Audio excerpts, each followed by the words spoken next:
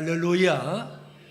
특별히 무더운 여름도 이제 지나간 것 같습니다.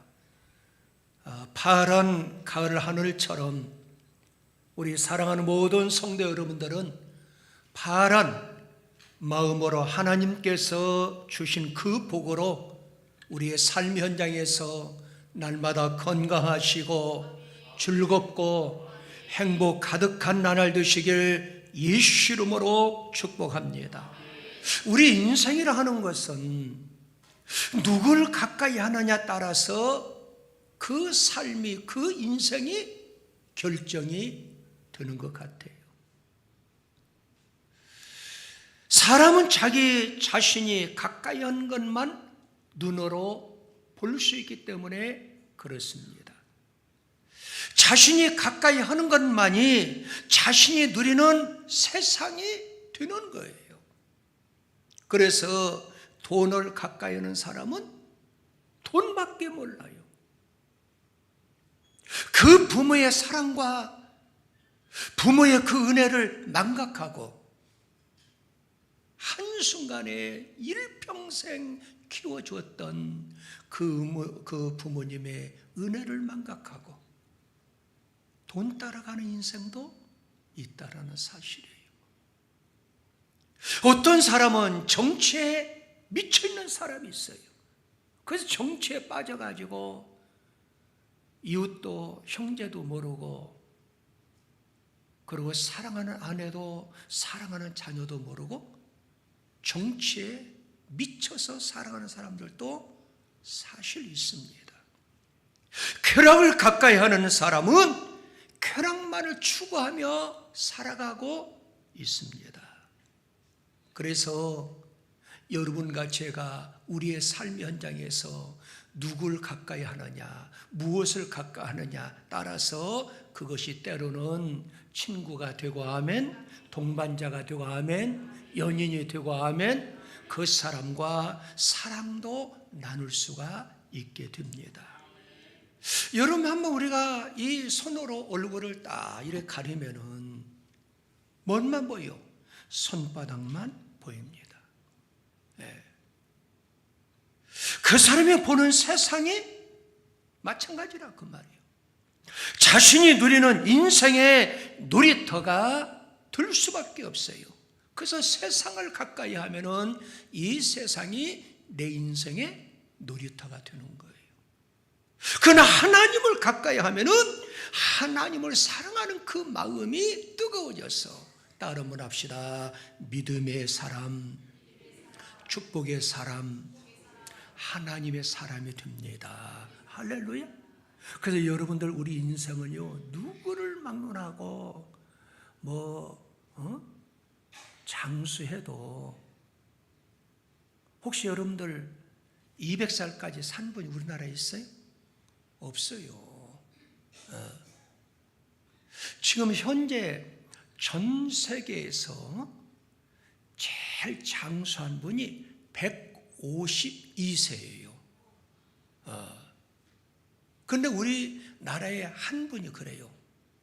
내가 그 기록을 깨고 153세에 하나님의 부름을 받기를 소원하고 기도하고 있다고 그래요. 그분이 누구 같아요? 이게 방송이 전국에 나가는데 피종길 목사님이에요. 지난주에 제가 식사를 하는데, 어르신은 몇 세까지 사시는 게 좋을 것 같습니까? 그분이 하는 말이, 목사, 나는 꼭 신기록을 깨면 좋겠어. 지금 우리 전 세계에서 최고 장수한 사람이 152세인데 나는 153세까지 살고 죽었으면 좋겠어요. 근데 이게 마음대로 되나요? 근데 그 어르신이 건강하긴 하셔요. 그러나 이 땅의 삶은 누구를 막론하고, 따르면 합시다. 언젠가는 죽음의 종착역에 도착하게 되어 있습니다. 그래서 여러분과 저는 죽음이라는 그 종착역을 향해서 어떤 면에서 달려가는 기차와 똑같다라는 사실이에요. 그러므로 여러분과 제가 영원한 세계 영생 복락을 누리는, 따름을 합시다, 하나님을 가까이 해야 됩니다. 그래서 야고보 기자는 여러분 하나님을 가까이 해야 됩니다. 그분이 외쳤어요. 그 말씀이 야고보서 4장 8절에 보니까 하나님을 가까이 해라 그리하면 너희를 가까이 하시리라. 죄인들아 손을 깨끗이 해라. 두 마음을 품은 자들아 마음을 성결케 하라 그랬어요. 그러니까 사람들이 누구를 가까이에 따라서 그 사람의 인격도, 그 사람의 품성도, 그 사람의 품격도 달라지게 되고 행동까지 변화되는 역사를 이룰 수가 있습니다. 여러분, 오늘 본문 말씀에서 하나님을 가까이 하면 내게 복이라 기록되고 있어요. 그러면 하나님께서는 어떠한 사람을 하나님이 가까이 하시냐 그 말이에요. 여러분들도 다 그 품성이 있잖아요. 그래서 여러분들 나름대로 나는 이런 사람이 가까워, 이런 사람이 좋아, 가까이 하고 싶은 사람들 있잖아요. 하나님 마음도 마찬가지라 그 말이에요. 우리가 섬기는 그 하나님은 어떤 사람을 하나님의 가까이 하시느냐, 따라 한번 합시다. 하나님을 경외하는 사람이다. 하나님을 경외하는 사람이라고 말이에요. 여러분 성경에 보면은 경외라고 하는 단어가 많이 등장하지요. 그럼 이 경외라고 하는 단어는 뭘 가리키느냐? 바로 경외라는 뜻은 따라 한번 합시다. 공경한다 그 말이에요. 누굴 공경하는 거예요? 하나님을 공경하는 거예요. 그리고 두 번째 단어는 두려워한다 그 말이에요. 그러니까 여러분과 제가 하나님을 섬기는데 하나님을 공경하고 하나님을 두려워하는 마음으로 하나님을 섬긴다 그 말이에요. 할렐루야. 그러면 하나님을 경외하는 자는 하나님께서 어떤 복을 주시느냐? 물론 여러 많은 복이 나와 있어요. 그런데 가장 중요한 것은 따라 한번 합시다. 생명에 이르게 한다 그 말이에요. 영원한 생명. 그래서 잠언 19장 23절에 보니까 여호와를 뭐하는 자? 경외하는 것은 사람을 어디에 이르게? 생명에 이르게 하는 것이라 그랬어요. 그래서 여러분과 저는 힘들고 어려워도 이 예수 믿는 게 어렵잖아요. 오늘도 여러분들 지금 며칠만 있으면은 추석 명절 앞두고 그냥 마음에 다 들떠 있어요. 그런데 예수 믿고 구원받은 사람들은 꼭 주의를 기억해서 이 날은 내 날이 아니고 하나님의 안식한 날, 이 날은 하나님의 구별된 날, 이 날은 하나님의 영광 돌려야 되겠다 하고 오늘 또 나왔잖아요. 오늘 아침에 제가 거기에 대해서 가인과 아벨에 대해서 카톡을 내가 띄웠는데 카톡 받으면 손 한번 들어봐요. 카톡. 못 받은 분이 많아요? 전은경에서 못 받았어요? 네? 받았어요? 그럼 목사 말을 우습게 여기고 말을 안 듣네? 네? 그럼 손을 들으면 드려야 될 거 아니에요? 자, 여러분들 왜 하나님께서 가인과 아벨 중에서 왜 가인의 제사는 받지 아니하고 아벨의 제사를 받았냐 그 말이에요. 그 이유는 왜 그럴까요? 아벨은 구별해 놨다 그 말이에요. 하나님의 들을 것을. 여러분들 왜 이 주일날이 그렇게 중요하냐? 이 날은 하나님의 날로 우리가 구별되게 해놔서, 그래서 모든 만사를 제쳐놓고 하나님을 영화롭게 하기 위해서 교회에 나오잖아요. 할렐루야. 그래서 이 날은 하나님이 기뻐하는 날이에요. 그런데 중요한 것은 하나님을 경외하는 자를 하나님의 그 생명을 건져주시고 할렐루야. 그뿐만 아니에요. 자, 여러분 한번 가만히 생각해 보세요. 이 지구상에서 가장 지혜로운 왕이라 하면은 누구겠어요? 솔로몬이었어요. 솔로몬의 그 지혜는요, 하나님이 주셨는데 그 지혜를 따라갈 수가 없었어요. 자, 한 번은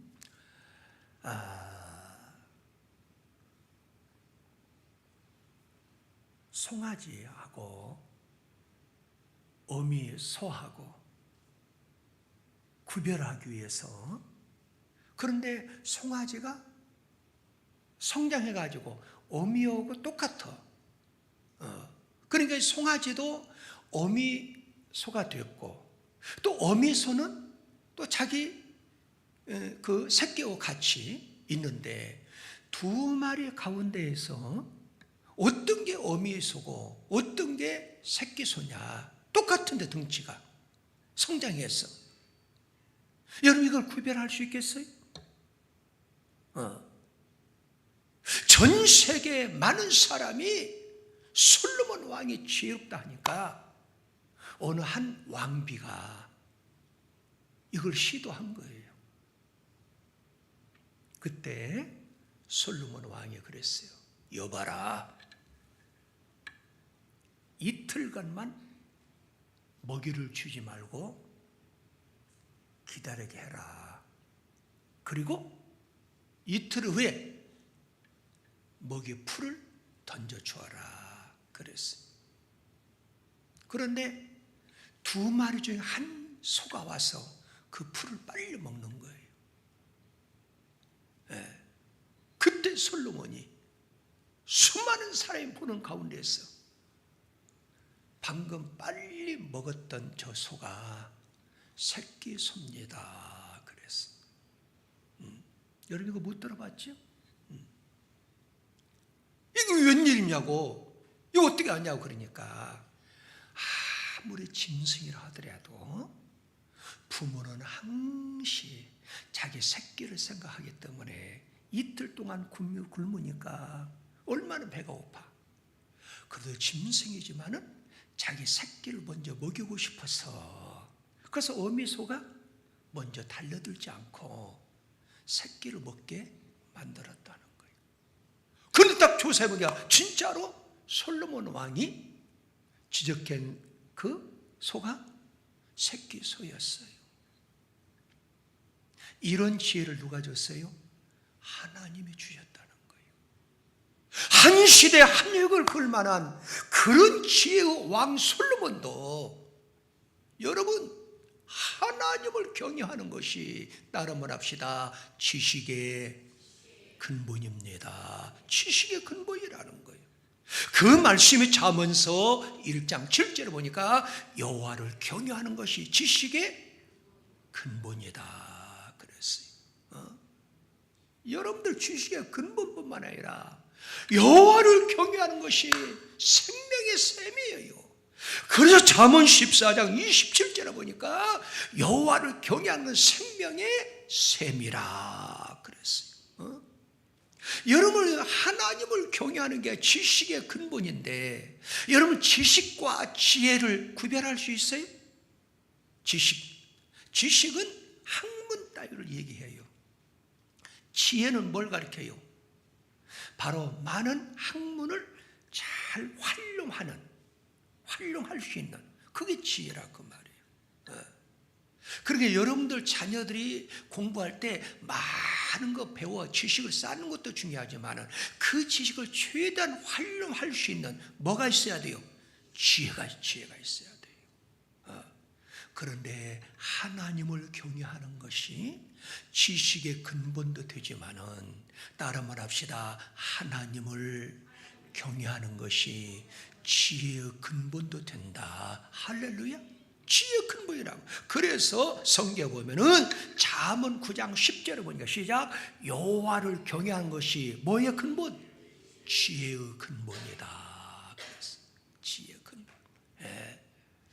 저는 여러분들이 지금까지 저희 어머님이 새벽기도 이렇게 갔다 오셔서 꼭 저에다가 안수기도를 해줬어요. 안수기도. 무슨 기도를 해줬느냐? 지금도 이 귀에 맴돌아요. 하나님, 이 아들이 성장할수록 하나를 배우면은 여를 깨닫게 해 주시옵고, 하나를 배워서 여를 풀어먹고 살게 해 주시옵소서 그랬어요. 근데 지금 가만히 생각해 보니까 진짜 그런 것 같아요. 하나님께서 지혜를 주셔서 하나를 알면은 여를 푸는 것 같아요. 거봐, 자기 얘기 아니라고 하면 한지. 할렐루야. 누가 그 지혜를 주셔요? 하나님이 주신다고 말이에요. 예. 그러므로 여호와를 경외하는 것이 최고의 축복이라고 말이에요. 그래서 잠언 기자는 잠언 28장 14절에도 항상 시작, 경외하는 자는 복되거니와 그랬어요. 하나님을 항상 경외하는 자가 복받은 사람이다. 할렐루야. 그래, 여러분들이 항상 하나님을 경외했잖아요. 그래서 여러분들이 복 있는 인생이라 그 말이에요. 그럼 여러분, 경외라고 하는 뜻은 이미 뭐 공경하다, 그리고 또 알라지오 두려워하다, 그런 뜻이 있지만은 실상은 경외의 뜻은 따라 말합시다. 가장 사랑하는 것을 아끼지 아니하고 그분께 드리는 것이다. 그게 무슨 말씀이에요? 자, 여러분, 성경적으로 말씀을 들으면은 하나님께서 아브라함을 부르셨어요. 여러분, 아브라함은 도저히 복을 받을 수 있는 인물이 아니에요. 왜? 그의 아버지가 하나님이 가장 싫어하는 우상을 만들어서 팔아먹고 사는 그런 사람이에요. 그러나 하나님이 아브라함을 선택해서 창세기 12장에서 아브라함아, 본토 친척 아비집을 떠나라 그랬어요. 왜? 그 지역은 우상의 도시니까.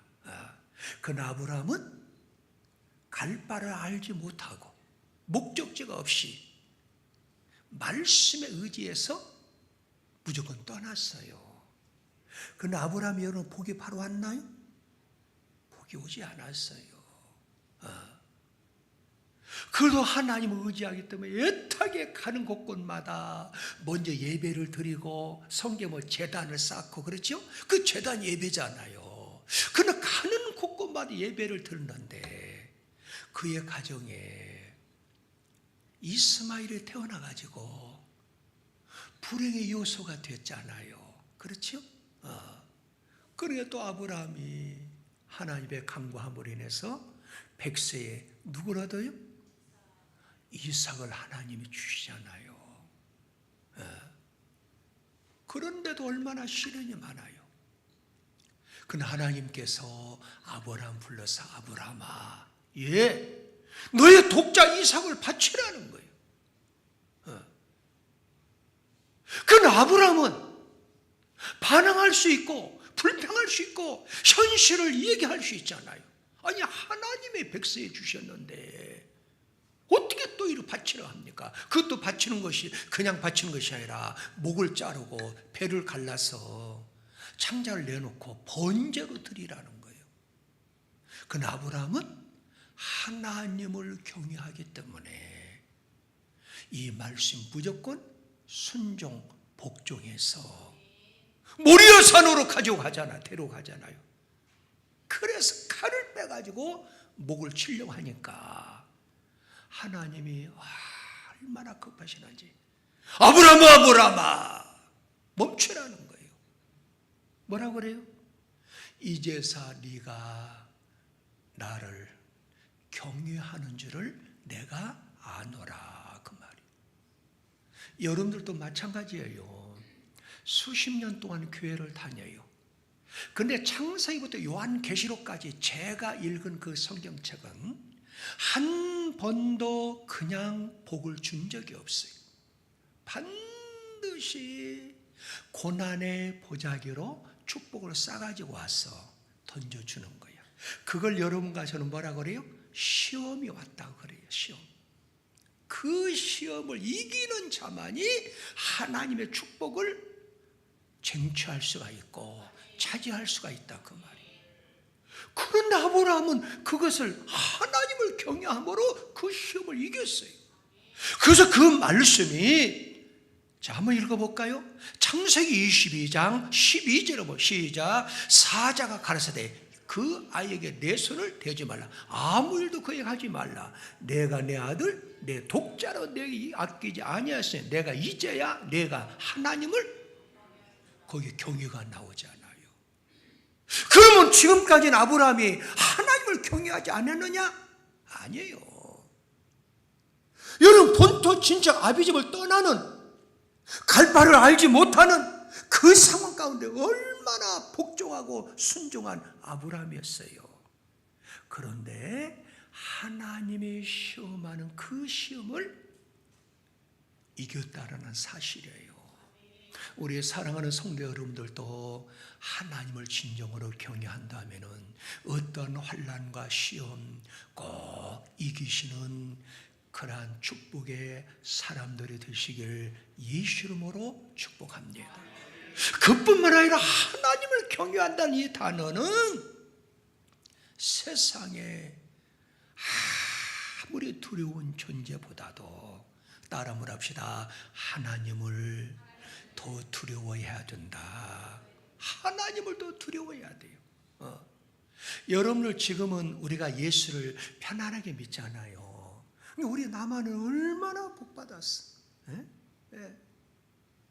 여러분들 모 정권에서는 십자가 없애기 운동, 그래서 교회를 완전히 없애기 운동을 했어요. 여러분들은 모르지만은 그것 때문에 여러분들 국가적으로, 근데 지금은 좀 국가가 좀 안정이 되어가는 것 같기도 하고 그러는데 교회가 얼마나 핍박을 많이 받았어. 그런데 자 출애굽기 당시에 가장 권세가 있는 사람이 누구예요? 바로 왕이었어요.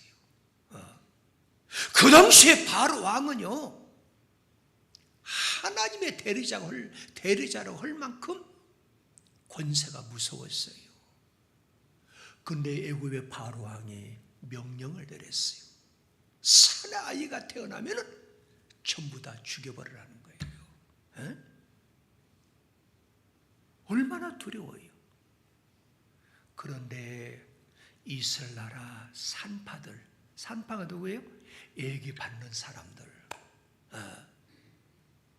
바로 왕보다도 하나님을 두려워했기 때문에 살려주었어요. 누구를 두려워했기 때문에? 하나님을 두려워했기 때문에. 여러분과 저도 마찬가지예요. 이 세상 살아가는데 하나님을 좀 두렵게 공경하고 하나님을 두렵게 경외해야 되는데 세상의 사람들을 두려워해요. 이건 진정한 하나님을 경외하는 게 아니에요. 따라 한번 합시다. 이왕에 하나님 믿는 거 하나님을 두려움으로 경외해야 됩니다. 그래서 그 말씀이 출애굽기 1장 21절에 보니까 시작. 산파는 누구를 경외함으로? 그 경외가 나오잖아요. 하나님을 경외함으로 시작. 하나님이 그들의 집을 왕성케 했더라. 왜 왕성케 했을까요? 바로 왕이 사내 아이가 태어나면 다 죽이라고 했는데 하나님을 경외함으로 살려주니까 하나님께서 그들의 가정마다 어떻게 복을 주셨더라, 왕성케 했더라, 그 말씀이에요. 할렐루야. 하나님이 어떤 사람을 가까이 해요? 하나님을 경외하는 사람을 가까이 해요. 할렐루야. 그뿐만 아니라 하나님의 가까이 하는 사람은 따로 있어. 어떤 사람이요? 따르면 합시다. 기도하는 사람입니다. 기도하는 사람.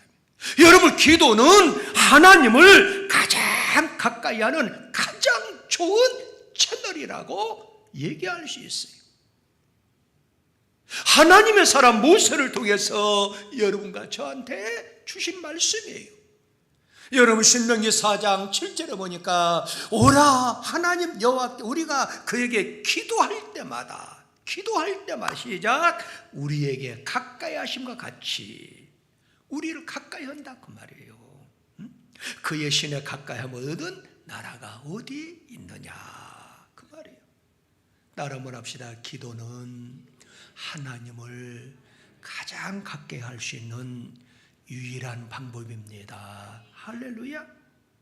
그러므로 여러분과 저는 어떻게 해야 되겠어요? 교회 나올 수 없으면 가정에서라도 열심으로 기도해야 된다 그 말이에요. 할렐루야. 그래서 시편 기자는 하나님을 가까이 하면 큰 복이니까 하나님을 가까이 할 수 있는 비결은 기도라는 것을 깨닫고 나는 일평생 내가 기도하겠다는 거예요. 그래서 시편 116편 성경 2절에 보면은 시작 그 귀를 내게 기울였으므로 내가 평생에 뭐하리라? 기도하리라 그랬어요. 평생 기도하겠다는 거예요. 왜? 그게 하나님을 가장 가까이 할 수 있기 때문에. 예. 그래서 신약 성경에 보면 바울 사도도 뭐라고 얘기해요? 하나님을 믿는 백성들한테 따라 한번 합시다. 쉬지 말고 뭐하라? 기도하라는 거예요. 기도하라. 기도는 멈추면 안 돼요. 항상 기도해야 되고 쉬지 말고 기도해야 돼요. 그래서 여러분 데살로니가서 5장 17절에 보니까 시작 쉬지 말고 기도하라 그랬어요. 그럼 왜 이렇게 기도가 중요하냐? 기도는 헬라 원어로 보니까 엔팅카누로 나왔어. 엔팅카누란 뜻은 하나님이 만나주신다, 하나님이 체험케 해주신다, 하나님이 발견케 해주신다, 그런 뜻을 가지고 있어요. 그게 엔팅 바로 카누라 그 말이에요. 그래 여러분과 제가 하나님 앞에 기도하면은 하나님께서 만나주시고 하나님을 체험할 수 있고 하나님을 발견할 수 있고 하나님의 놀라운 능력을 볼 수 있는 줄 믿습니다. 기도는 하나님의 축복을 가져오는 통로라는 사실이에요. 우리가 잘 아는 영국의 천문학자가 있어요. 그 천문학자가 누구예요? 만유의 인력을 발견한 뉴턴이라는 사람이죠. 나는 만원경으로 천리 밖을 볼 수 있다. 그러나 하나님께 기도하는 그 시간에는 더 먼 따라 한번 합시다. 하늘나라를 볼 수 있다. 그러므로 여러분과 저는 뭐요? 하늘나라를 볼 수 있도록 따라 한번 합시다. 기도해야 됩니다. 기도해야 돼요. 오늘 이 시간에도 하나님은 기도하는 사람을 찾으시고 그 하나님을 기도하는 사람을 가까이 하시고 그 하나님이 기도하는 사람을 만나주시는 하나님인 줄 믿습니다. 그래서 모세는 신명기 4장 29절에서 그러나 내가 거기서 내 하나님 여호와를 구하게 되리니 만일 마음을 다하고 성품을 다하여 그를 구하면 따라 한번 합시다. 만나리라. 하나님 만나주신다는 거예요. 믿으시면 아멘. 마지막으로 하나님이 가까이 한 사람은 어떤 사람이에요? 따라 한번 합시다. 상한 마음입니다. 상한 마음이에요. 그래서 제가 요즘에 여러분들 많은 설교 내용 그렇잖아요. 좀 유럽게 좀 살아라. 우리 교회는 너무 사랑이 충만해가지고 사람들을 너무 의지할 수가 있어요. 근데 그게 장점일 수가 있는데 그게 또 단점일 수가 있어요. 왜? 사람은 서러움도 겪어봐야 그 서러움 때문에 하나님을 찾을 수가 있거든요. 그러니까 친구들이 많은 사람은 하나님을 바르게 못 믿더라고. 왜 그런 줄 아세요? 기도가 적어요. 하나님 말씀을 읽을 시간이 적어져요. 왜? 친구가 많으니까. 그래서 하나님은 상한 자, 마음이 상한 자를 하나님에 가까이 한다 그 말이에요. 예. 그런데 여러분들도 예수 믿다 보면은 교회 안에서 위토리 같아요.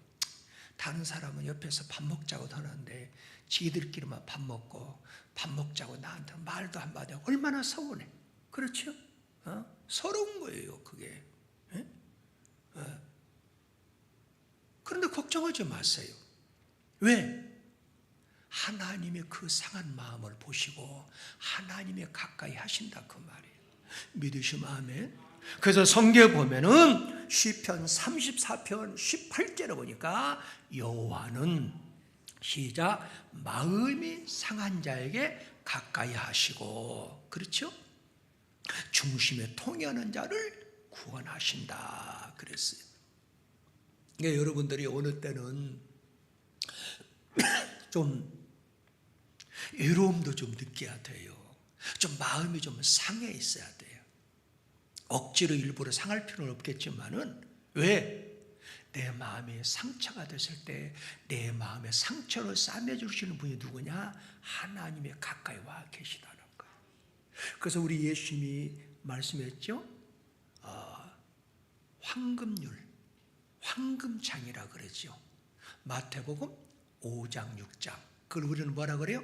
산상수훈이라 그래요. 거기 보면 어떤 자가 복이 있다 있어요? 애통하는 자가 뭐 있다? 복이 있다는 거예요. 왜? 하나님을 볼 수가 있다는 거예요.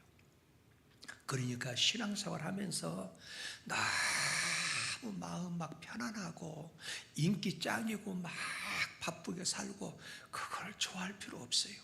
어느 때는 외롭게 나 홀로 적막함, 상처, 그것 때문에 그걸 통해서 어떻게 해요? 하나님 앞에 기도할 수 있는 기회, 하나님을 가까이 할 수 있는 기회, 이게 하나님의 축복이에요. 할렐루야.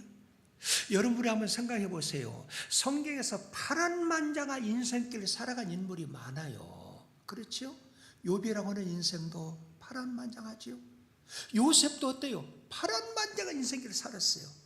그런데 여러분들이요, 다윗을 한번 가만히 생각해 보세요. 다윗처럼 파란만장한 인생길을 산 사람이 많지 않아. 오직 하나님을 경외했어요.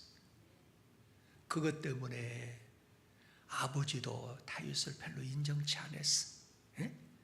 그래서 이스라엘의 2대 왕으로 임명을 하는데 아버지 이새가 다윗은 소개도 안 했어요. 하나님의 종 사무엘이 더 자녀가 없느냐? 하나 있기는 있는데 지금 뭐냐? 목동이면 목동, 저 양을 치는 목동입니다. 아버지가 내놓은 자식이거든.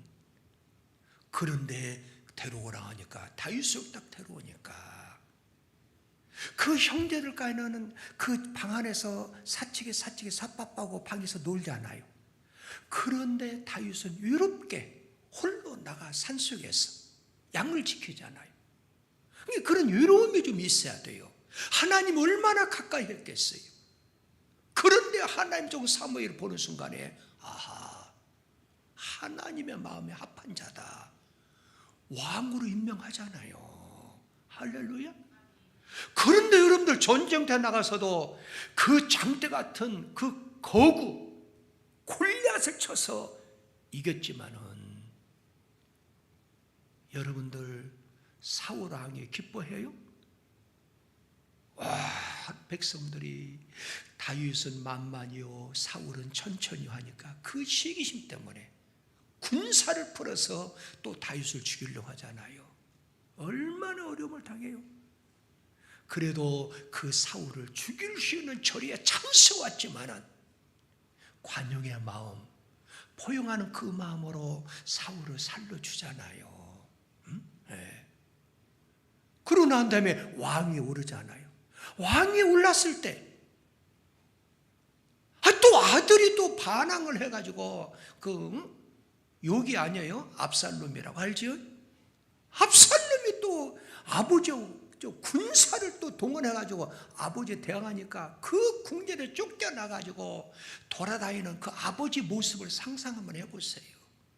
얼마나 파랑만장해요. 그런데 다윗은 확신을 가진 게 있어요. 어떤 확신일까요? 따름을 합시다. 의인은 고난이 많으나 여호와께서 그의 모든 고난에서 건져주신다. 이 확신이 있었어. 누가 고난이 많아요? 의인이 고난이 많은 거야. 그러니까 여러분들도 나의 삶 현장에서 하나님 말씀대로 좀 거룩하게 살고 싶은데 왜 그렇게 핍박도 많고, 왜 그렇게 시기심이 많고, 왜 그렇게 환난도 많고, 왜 그렇게 집으로 고난이 오는가? 그 이유는 의인이 고난이 많기 때문에 그래. 그런데 그 사람을 하나님이 가까이 해준다고 말이에요. 그래서 다윗은 시편 34편 19절에서 이렇게 고백, 시작. 의인은 고난이 많으나 여호와께 그 모든 고난에서 건지신다 그랬어요. 그러므로 여러분과 제가 조금 세상 살아가는데 힘들고 어렵잖아요. 그럴 때 내 마음이 상해 있구나. 그럴 때 누가 가까이 해요? 하나님이 가까이 한다 그 말이에요. 여러분들은 외로운 사람이 아니에요. 누가 가까이 해주셔요? 하나님이 가까이 해줘요. 그래서 의인은 고난이 많은 것이구나. 그러나 누가 가까이 해주세요? 하나님이 가까이 해주신다. 하나님이 거기서 나를 건져주신다. 이 확신을 가지고 담대하게 살아가야 될 줄 믿습니다. 참 좋으신 아버지,